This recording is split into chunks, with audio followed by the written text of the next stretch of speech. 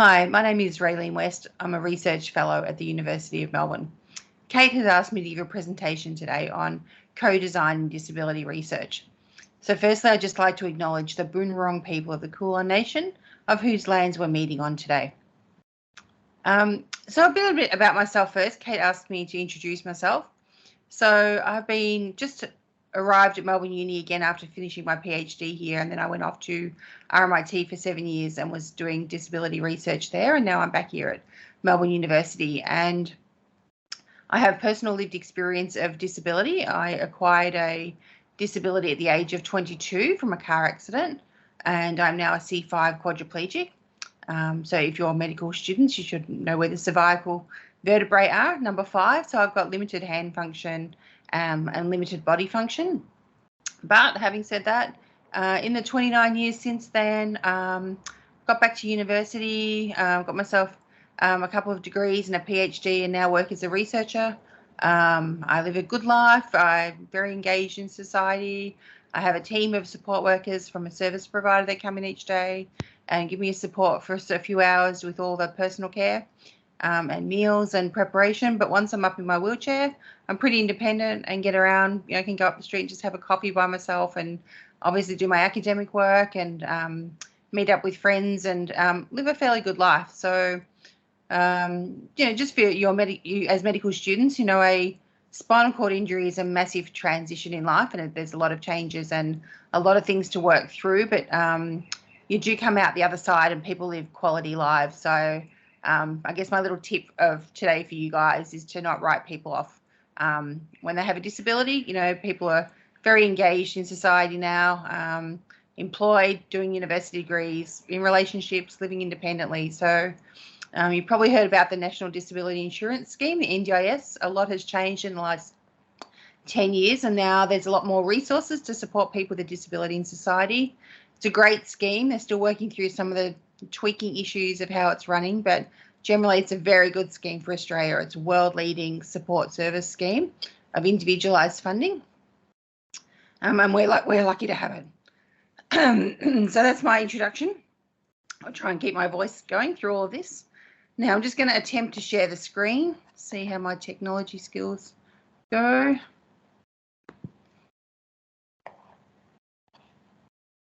One minute. Okay, let me play. Okay, so as I mentioned, Kate asked me to talk about co-design in disability research, and like the NDIS, it's a big emerging area in disability at the moment for disability studies and also for the disability community. And this came out of a piece of research when I did a little bit of work with UNSW in Canberra, and it was basically called Building Effective System-Wide Disability Research Capacity in Australia.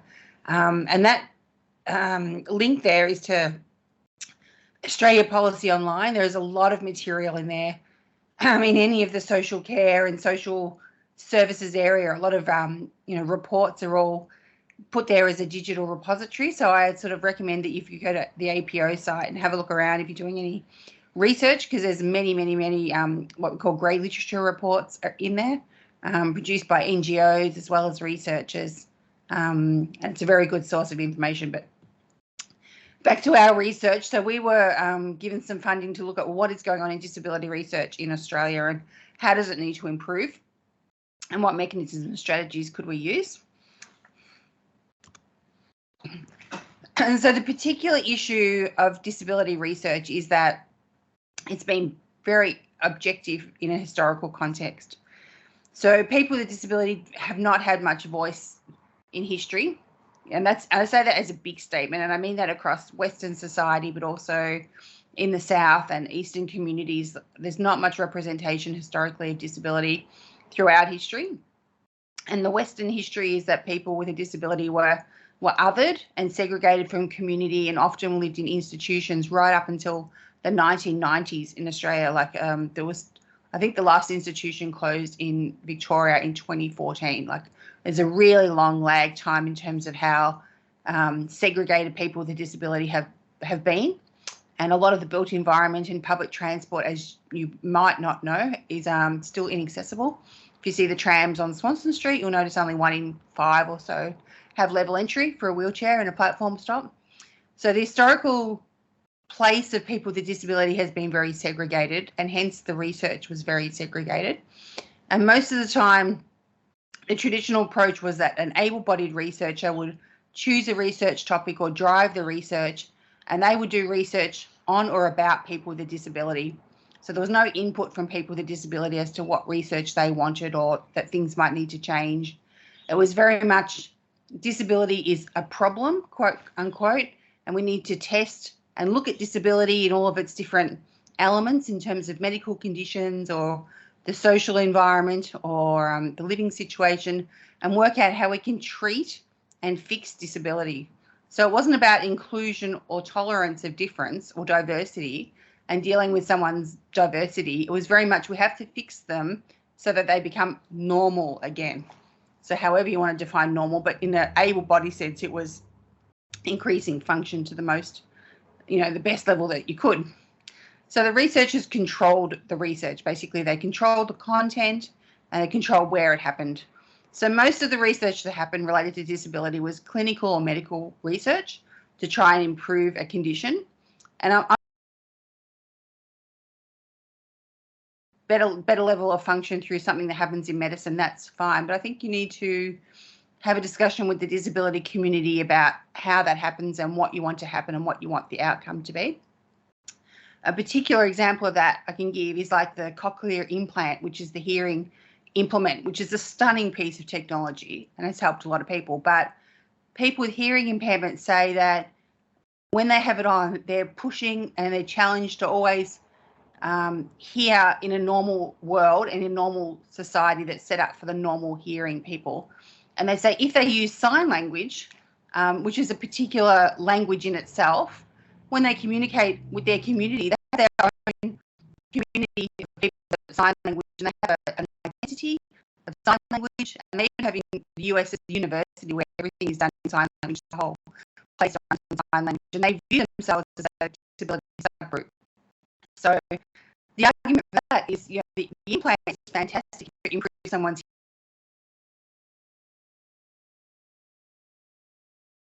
When we use a cochlear implant, we're always trying to reach some normal of the able-bodied hearing population, or we can use sign language and be a part of our community, or both. But I'm just saying that's a particular example of, even though it's an amazing technology, medicine has done a good job in developing that. It's not for everyone with a disability. Some choose to just use sign language. And then, of course, the other bit of area of research was like anthropological studies or sociological studies. So people would go in and they would look at disability as a group and the different groups of disability. So maybe they would go into an institution and just look at how are people with a disability acting or behaving or responding in an institution or in a group home, which is a smaller residential setting where 5 people with a disability live with others that they don't choose to live with in this housing situation. And they might, as a researcher, just go in and observe or, have a look at how they're living. So everything, as I said, was very objective, very controlled by the researcher. Most of the time the research was able-bodied and it had some reason to want to investigate that area. But there was no two-way conversation about how the research was designed or implemented or the outcomes. So in the last sort of 20 years, there's been quite a changing landscape.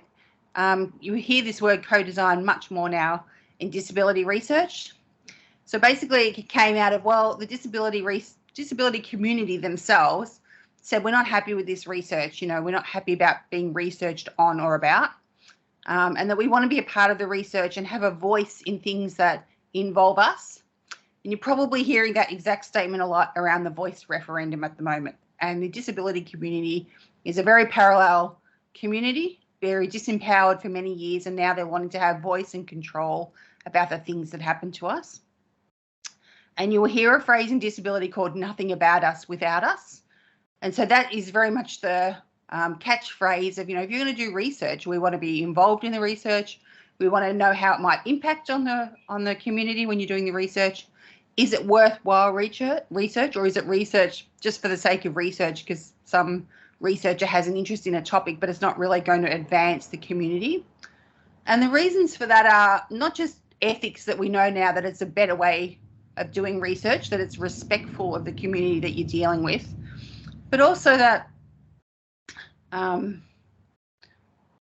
the people with a disability, have been continually forced to walk through their stories, and a lot of them are traumatic. A lot of them have historical trauma about segregation or discrimination or othering, and they've had negative experiences. And then a researcher just comes along and sort of expects them to just reiterate their trauma one more time for the researcher, just for their benefit. And potentially the research doesn't have any, outcome or positive value, and they've had to go through this trauma of the event again, or a living situation or a time related to their disability. And so the research goes nowhere, and these people have been dragged through, the mud, so to speak, or dragged through a trauma. And it sort of impacts on them. And so the disability community have said, well, no, if you're going to do research, we would like to control the research. You can consult with us if the research is valid. And even if it is like lab work related to, a disease, we want to know at least who's involved in the research and what's happening with the research and how long will it be until it's developed, and what can we sort of potentially have an input into in terms of the outcomes of the analysis. So there's a big shift from objective research to the inclusion of people with a disability in the research, listening to the voice of people with a disability. And this is not just in research about things to do with disability itself. It's not just the NDIS or community services. Like, this goes into medical research, how people with a disability are treated in the hospital. What is the patient doctor interaction in relation to disability? Is it different from the normal? But you need to consult with people with a disability before you design the research, not just go off and do some research on disability because it seems like a good thing to do. A particular example, just before I switch pages, is like the Indigenous research area.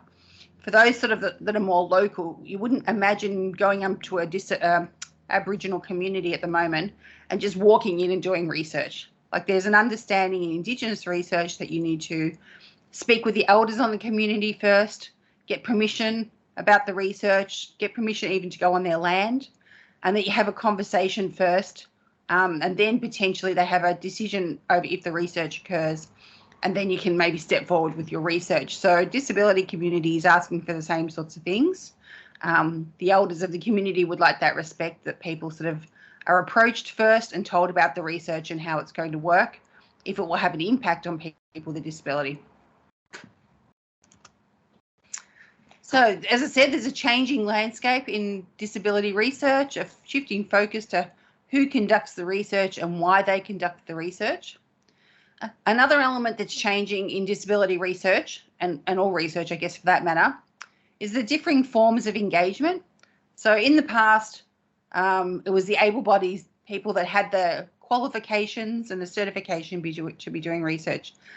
But sort of my generation, I'm like 50 odd years old now, some of us now are academically qualified ourselves. So now I've got a PhD and I've been working in disability research for about 10 years now. I'm just moving up the academic chain. And so now we have fully qualified people with a disability that are academic researchers themselves. And similar to the Indigenous area, you now have, very qualified Indigenous people doing research and are doctors and working in the medical field. So that's a new thing, probably didn't happen a generation ago.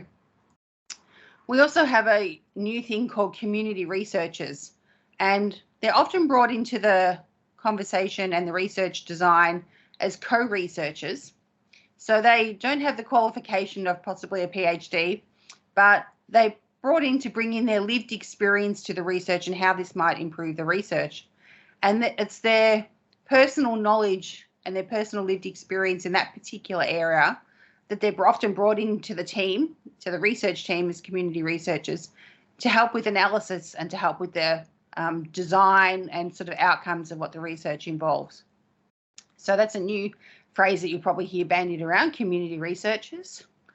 We also have people with a disability included on advisory teams. So if you're not able to get a person with a disability who's qualified on your research team or a community researcher on your team, research team, you might want to set up a participatory advisory group or a participant advisory group and have someone with a disability on an advisory group who gets to overview the design of your research and sort of input some of the disability elements that might be needed or something that you didn't see, and have a discussion with them about, well, what does this mean for a person with a disability undertaking this research? The other way that you'll see people with a disability involved in research now are as consultants, professional consultants with expertise on a particular topic. And so they might be via interviews or focus groups, or again, you might draw on them as a part of your advisory team to your research. And then finally, you're going to have people with a disability as research participants, okay, which we know about from historical avenues, as I've just spoken about, but these days there's a bit more to it, and I'll talk about that in the next few slides. So just trying to define inclusive disability research or disability research which involves people with a disability. So we're talking about full participation of people with a disability, both in the design teams, in data collection, in the analysis processes, and in the writing up of reports. We're talking about various levels of engagement, as I've just spoken about in the previous slide, that you might get people with a disability involved in the research at varying levels. And most certainly, as I said, you have to have engagement with the community before you start the research to get permission. And as I said earlier, these are basically done to not just respect the disability community, but address the power imbalances that are often in the research dynamic, which you would know about. You've got senior researchers dealing with participants. You want those senior researchers to be aware of power imbalances and things like trauma and what it means to the disability community to do research. And if you don't have people with a disability inside the tent, so to speak, you're not going to get that.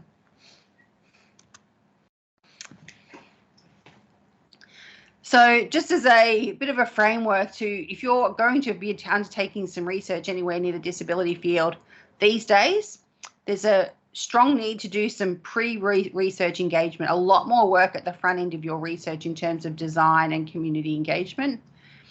You need to think about the research topic early and think about who you need to speak to, possibly ring up advocacy organisations. They could certainly put you on track as to who to speak to, or we're at the Melbourne Disability Institute here at Melbourne Uni. You can speak to us if you wanted to do some research. The ethics committees these days have got a new framework in terms of disability research and how you have integrated with the community, and this will have to be demonstrated in your ethics process. So that's all coming on board this year. So any research involving anything to do with disability now will have to step through those pathways in that framework, and ethics won't, approve your research these days unless you've got some engagement with the disability community and you can demonstrate that engagement and that approval. And then finally, data collection might be different when you're dealing with people with a disability, and I'm going to speak to that in the next slide. And also your knowledge transfer. So it's not just a matter of doing the research and writing a report or a journal article. If you're going to be communicating the outcomes and the findings of the research, you might have to use various different formats for people with a disability, because some people have got cognitive issues or hearing impairment or visual needs. And so you might have to do things like, okay, we're going to do a PowerPoint, or we're going to do a video or a TikTok something of the outcomes of our findings of the research, or we're going to distribute video or discussion type format for our findings. So it might not just be a journal article or a report in terms of your knowledge transfer of your research. You might have to be looking at different ways to transfer knowledge to the disability community. So I'm just going to speak briefly, just conscious of the time, about us trying to put that into practice.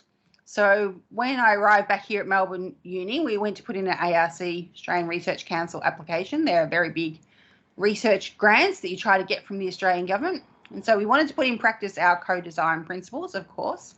And we spoke with 7 disability groups at 9 meetings before we started doing the ARC application about this research is going to involve people with a disability. What do we need to be thinking about? What is going to be the best way that we can get the data from you and hear your narrative and story about the particular issue that our research was about? And these were the main things that we came up with. I should just acknowledge the other researchers that were on the grant with me, and that was Professor Mark Considine and Dr. Carmel Larragee. The names are down there. So back to our engagement. So our engagement with the disability community, what they told us is that they wanted pre-meetings before like an interview or a focus group.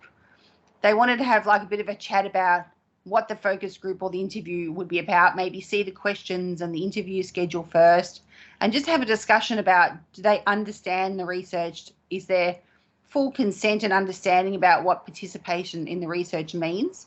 And all that has to be done before focus groups and interview or the survey. Things like they might want to see a survey first and make sure that people with intellectual disability can actually understand the survey, that it's not, or the writing or the written word isn't too confusing for their population group. And that all takes extended time and resources to have a pre-meeting. So basically you double your interview data collection time, basically. This might require advocacy management staff and facilitators to undertake this. So if you're working with an advocacy group, you need to sort of think about, well, how do we pay the support people around people with a disability? They're helping them with communication or helping them in understanding or discussion about what the research is about. So that's a particular element. Another one is formal captioning and translator support. So people might need a captioner, and that's captions are those things that come along the bottom of the screen, like the written word. And that can help people with an intellectual disability or hearing impairment, but they cost. So there's a lot of organisations around now that do sign language and the captioning, but you need to find out who they are. You need to find out if your participants need a captioner or a translator, and then prepare those resources for them.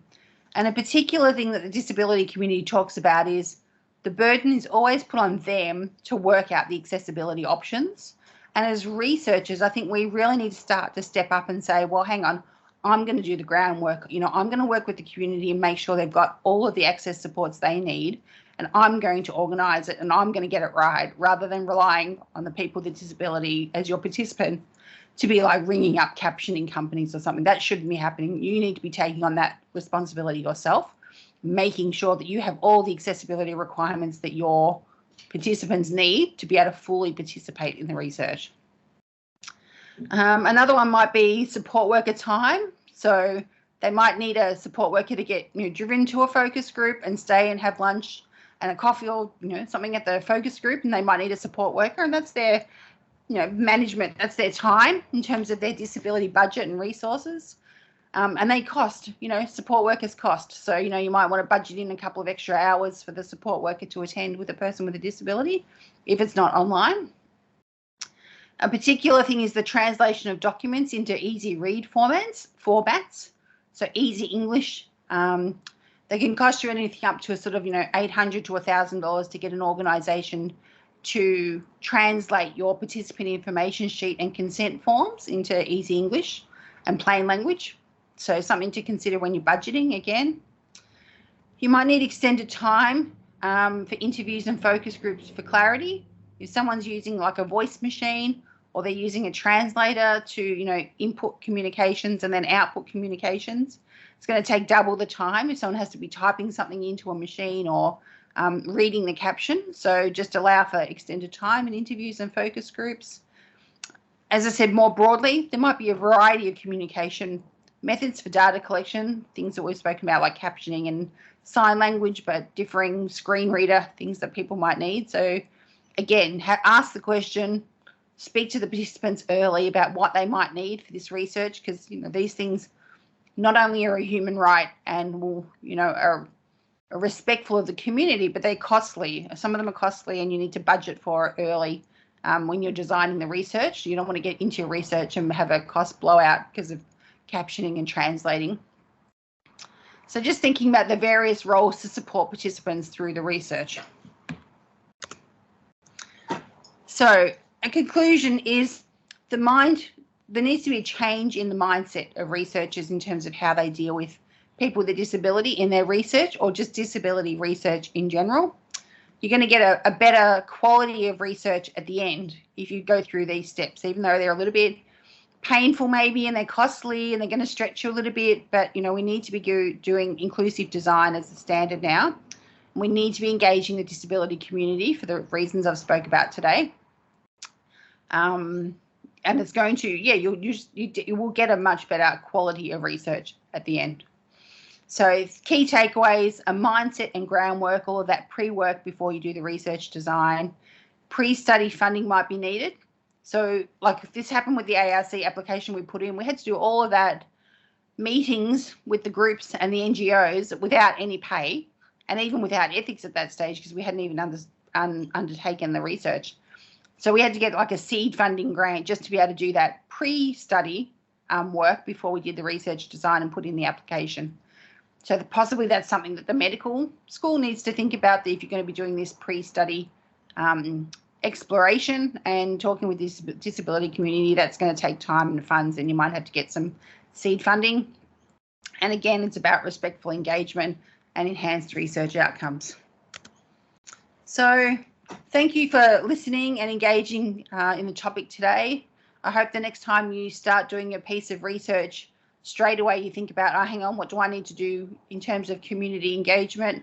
If it's with an Indigenous community or with a disability community, thinking straight away, wait, I need to be speaking with the community and find out where I stand with this research, if they want this research to happen, what that's going to mean for the community, it's going to have impact on the community, and then thinking about how you'll do your research design and what the needs of the participants in that research will be. So thank you for listening, and all the best with your research. Thanks.